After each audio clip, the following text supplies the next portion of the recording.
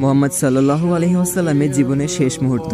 মাত্র 2 মিনিট চাচ্ছি সবার কাছে, এড়িয়ে যাবেন না। মোহাম্মদ সাল্লাল্লাহু আলাইহি ওয়াসাল্লামের জীবনের শেষ মুহূর্ত চলছে। হঠাৎ সেখানে একজন লোক এসে বললেন, সালাম, আমি কি ভেতরে আসতে পারি?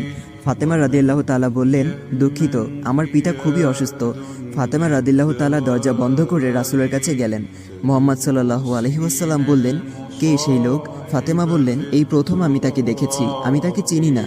শোনো ফাতেমা, সে হচ্ছে আমাদের এই ছোট্ট জীবনের অবসানকারী ফেরেশতা আজরাইল। এটা শুনে ফাতিমার অবস্থা তখন ক্রন্দরত বোবার মতো হয়ে গিয়েছে। রাসূল সাল্লাল্লাহু আলাইহি ওয়াসাল্লাম বললেন, হে জিব্রাইল, আমার উম্মতের কি হবে? আমার উম্মতের নাজাতের কি হবে?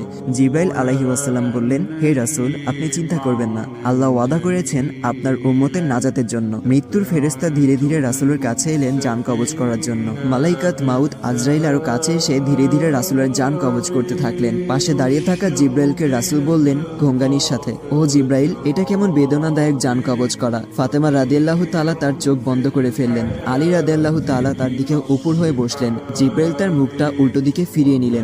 রাসূল সাল্লাল্লাহু আলাইহি ওয়াসাল্লাম বললেন, হে জিব্রাইল, তুমি মুখটা উল্টো দিকে ঘোরালে কেন? আমার প্রতি তুমি বিরক্ত?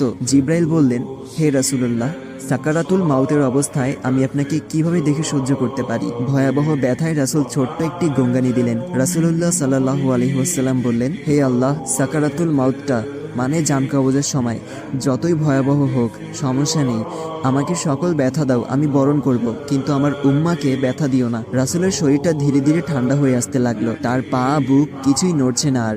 রাসূলের চোখের পানির সাথে তার ঠোঁটটা কম্পিত ছিল। তিনি কিছু বলবেন মনে হয়। আলী রাদিয়াল্লাহু তাআলা তার কানটা রাসূলের মুখের কাছে নিয়ে গেল। রাসূল বললেন, নামাজ কায়েম করো এবং তোমাদের মাঝে থাকা দুর্বলদের যত্ন নাও। রাসূলের ঘরের বাইরে চলছে কান্নার আওয়াজ।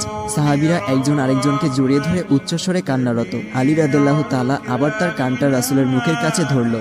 রাসূল চোখ ভেজা অবস্থায় বলতে থাকলেন, ইয়া উম্মতি, ইয়া উম্মতি। আল্লাহ আমাদের সবার মাঝে বুঝদান করুন। ভিডিওটি ভালো লাগলে অবশ্যই শেয়ার করবেন।